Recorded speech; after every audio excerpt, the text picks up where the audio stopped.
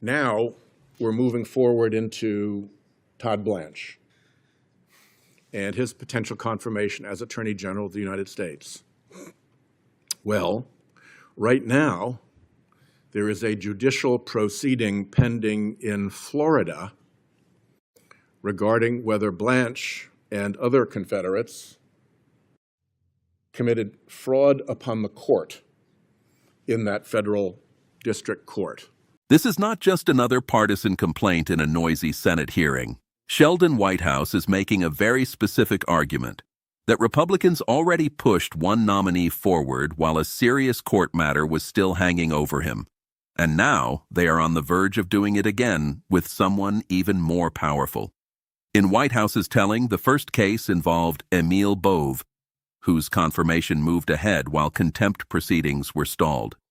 Now the second case involves Todd Blanche, who faces the shadow of a Florida court inquiry over whether lawyers associated with a Trump IRS settlement committed what Whitehouse calls the most serious kind of courtroom misconduct: fraud upon the court. And Whitehouse's warning is simple.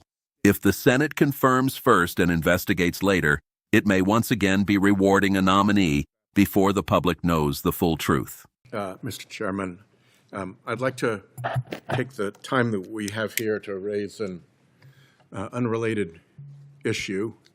You can relax. Thank you.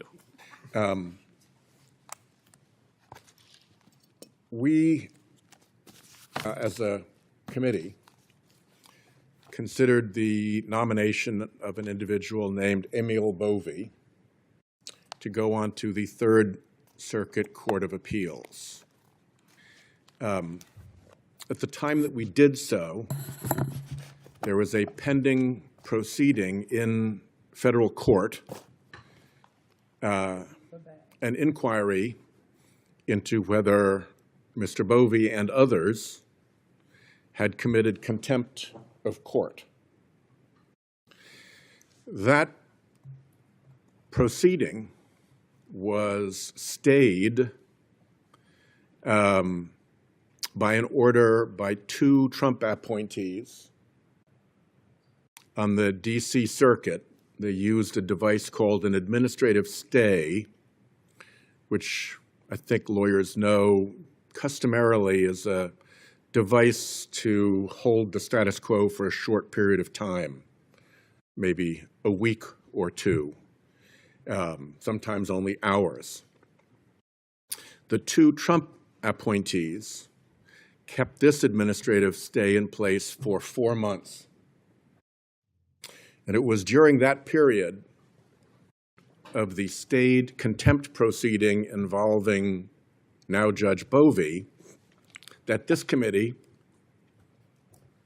put him through his confirmation and sent him to the floor. I think in ordinary circumstances, we would have said, wait a minute, there's a contempt proceeding pending against this individual. We should find out about that before we put him on a circuit court of appeals. But these are not ordinary times. And so Mr. Bove was hustled through the confirmation process, and then the stay was lifted. The D.C. Circuit told the D.C. district judge, you can now go forward with the contempt proceeding. One of the same Trump judges with another Trump judge then stayed it a second time. And the D.C. Circuit has just announced that it will consider overturning that stay en banc. So that saga is going to continue. But I don't think it was a high point in the Judiciary Committee's history to put a candidate through the confirmation process with a contempt of court inquiry undecided. Now we're moving forward into Todd Blanche and his potential confirmation as Attorney General of the United States. Well, right now, there is a judicial proceeding pending in Florida regarding whether Blanche and other Confederates committed fraud upon the court in that federal district court. Just as a brief aside, fraud upon the court is about as bad as it gets for a legal officer. You can be sanctioned and disciplined for misconduct, for acting out in court, various things. You can go to being held in contempt of court, which is pretty darned serious. But fraud on the court stands apart as an allegation. My view is that this is the first time that the Department of Justice, certainly any senior officials in the Department of Justice, have ever been accused of committing fraud on a federal court. And that matter is pending down in Florida.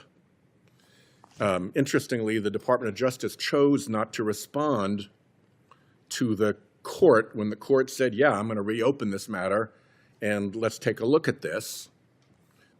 Fraud on the court for the first time in the department's history, you'd think they'd want to respond to that.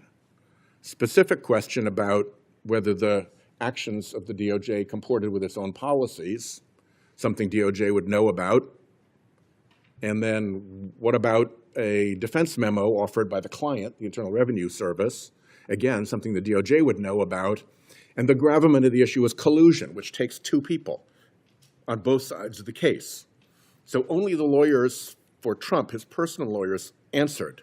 Despite all of those apparent invitations from the judge, the DOJ didn't answer. So we have no sense yet of what's going on. Looks like Judge Williams is going to continue that investigation. But I just think, bad as it was, to confirm a nominee to a Circuit Court of Appeals while a contempt of court inquiry was pending against that exact individual, it would be just as bad, if not worse, to go forward with Blanche's confirmation while a fraud on the court inquiry is pending against him. We have asked for documents related to that first episode, and I am asking again because we don't get a response out of the Department of Justice when we ask for documents. And I hope that we can look into this adequately to be prepared for questioning when we end up going forward. But we're in a pretty terrific position to require answers from the Department of Justice by simply saying, look, we're not going forward until we understand what the heck happened here. And if you're not answering to a federal court, well, you ought to consider answering to us as we deal with your confirmation proceedings. So I've gone a minute over my time, and it's not, again, not relevant to the candidate before us, but I did want to have a chance to make this point publicly because we're going to have to address this, and now would be a good time. Thank you very much, Chairman. Sheldon Whitehouse is turning what was supposed to be a routine confirmation hearing into a much bigger debate about accountability, transparency, and the credibility of the justice system.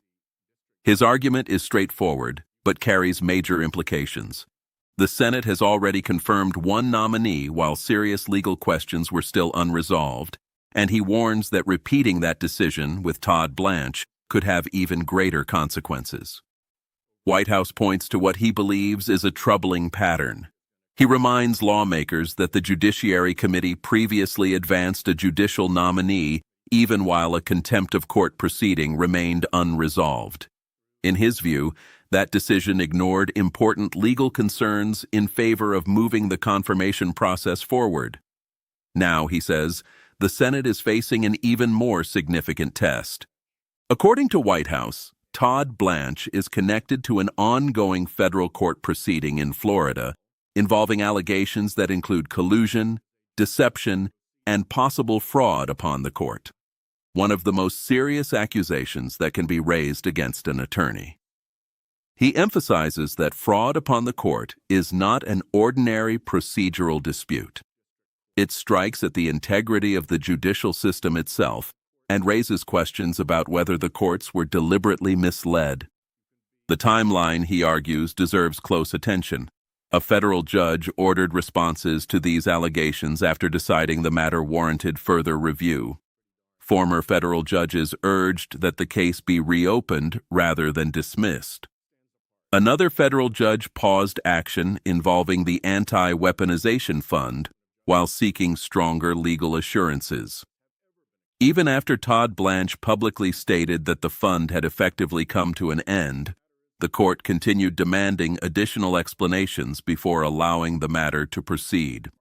Whitehouse also criticizes what he describes as a lack of cooperation from the Department of Justice. He says Senate Democrats have repeatedly requested documents and answers related to the ongoing legal issues, yet many of those oversight requests remain unanswered. Instead of resolving concerns before the confirmation process moves forward, he argues that key questions are still hanging over the nominee. For Whitehouse, this is no longer just about one individual or one confirmation vote. It is about whether the Senate is willing to fully examine unresolved legal matters before placing someone in one of the nation's most powerful law enforcement positions.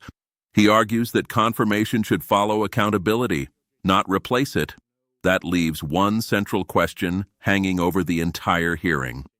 If federal judges believe these allegations are serious enough to reopen investigations, demand sworn explanations, and continue probing the facts, should the United States Senate move forward before those questions are answered? Or should lawmakers insist on complete transparency first, even if it delays the confirmation process? The decision senators make could shape more than a single nomination. It could define how future administrations are held accountable when serious legal questions remain unresolved.